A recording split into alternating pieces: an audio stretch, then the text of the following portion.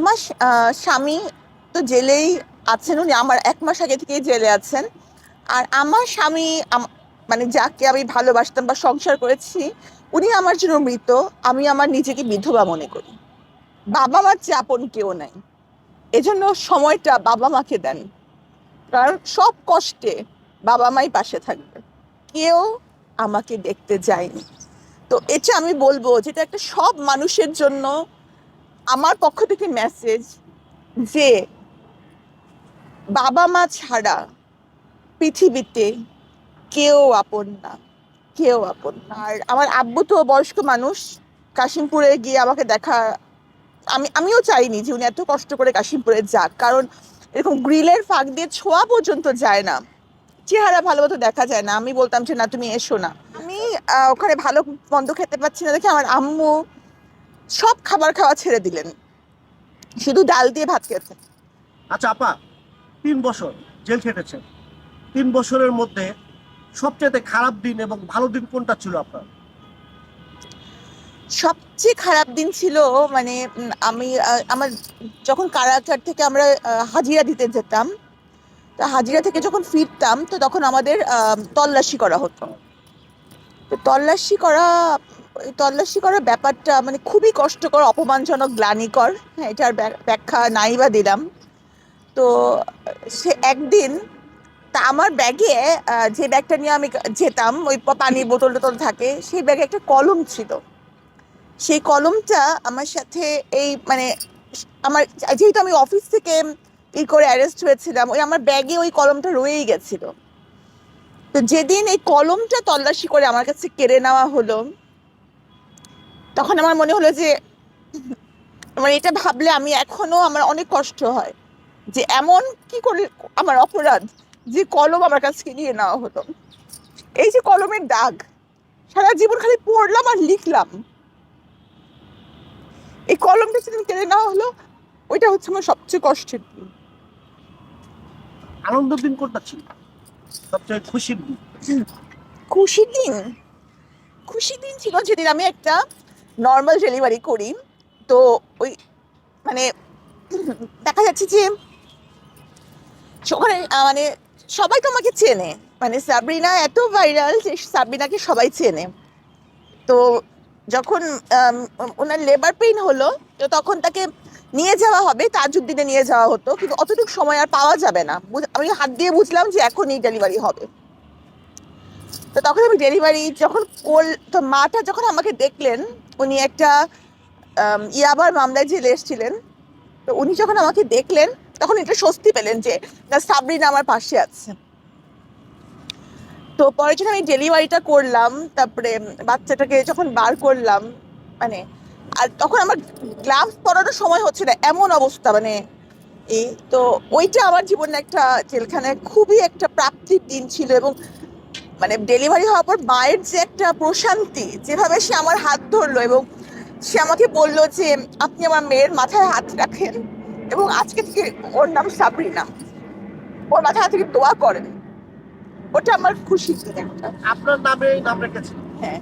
আচ্ছা, তো জেলখানা থেকে বের হওয়ার পরে যখন আপনি প্রথম পাওটা বাহিরে এক পাও বাহিরে এক পাও ভিতরে দিলেন, সেই অনুভূতিটা এবং আপনাকে রিসিভ করতে কে এসেছিল?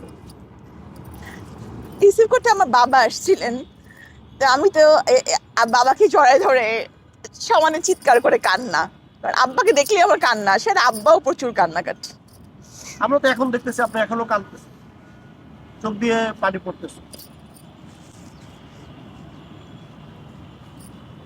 আসলে মানুষের ভিতরে মানে অনেক ধরনের কষ্ট থাকে, সেগুলো প্রকাশ করা যায় না। যেগুলো সেই কষ্টের কথাগুলো মনে পড়লে অঝরে চোখের পানি চলে আসে। তো আমরা কিন্তু সেরকমটি দেখতেছি আজকে আপনার চোখের পানি। আচ্ছা, জেলখানা থেকে বের হয়ে আপনার বাবার সঙ্গে প্রথম কোথায় গেলেন? বাসায় আসলাম, বাসাতে আম্মু অপেক্ষা করতেছিলেন। আমি আমি যখন জেলে ছিলাম, আমার আম্মু প্রায় একেবারেই মরণাপন্ন হয়ে গেছিলেন। তার কারণ হচ্ছে যে আমি কম্বলে শুতাম দেখে আমার আম্মু মাটিতে কম্বলে শুতেন, আমি এসি ছাড়া ঘুমাতে হচ্ছে দেখে আমার আম্মু বারান্দায় শুতেন, কারণ ঘরগুলোতে এসি, আমার আম্মু বারান্দায় গিয়ে শুতেন। তো আমি ওখানে ভালো মন্দ খেতে পাচ্ছি না দেখে আমার আম্মু সব খাবার খাওয়া ছেড়ে দিলেন, শুধু ডাল দিয়ে ভাত খেতেন। তো এক পর্যায়ে আম্মা এভাবে থাকতে থাকতে আমার আম্মু ডেঙ্গু হয়ে গেল, মানে she was almost dying, she was in ICU for 10 days। তো এখন আমি আসার পরে আম্মু যথেষ্ট রিকভার করেছে, আল্লাহর কাছে শুক্রিয়া।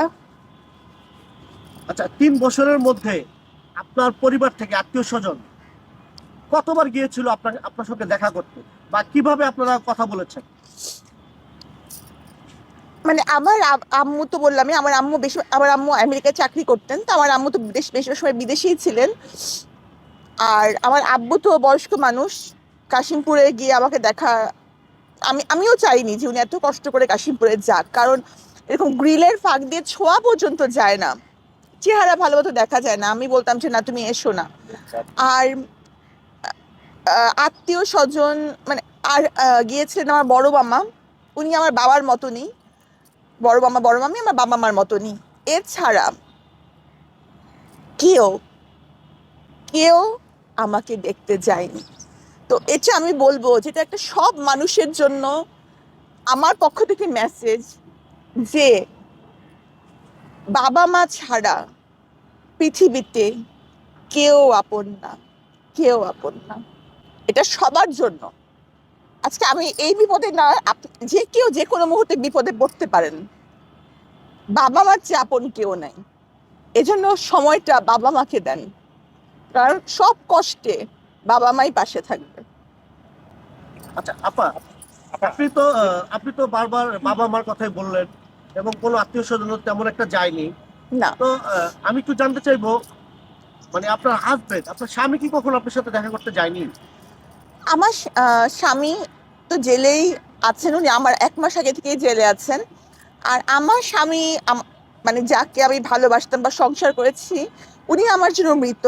আমি আমার নিজেকে বিধবা মনে করি। তা আপনি জেলে যাওয়ার আগে তো শুনলাম যে তাকে আপনার ডিভোর্স দিয়েছেন, এরকম কি নিউজ প্রচার হয়েছে? আমি আসলে এই ধরনের প্রশ্ন আমি তো বলেই দিয়েছি, মৃত এর উপরে তো আর কোনো কথা হতে পারে না।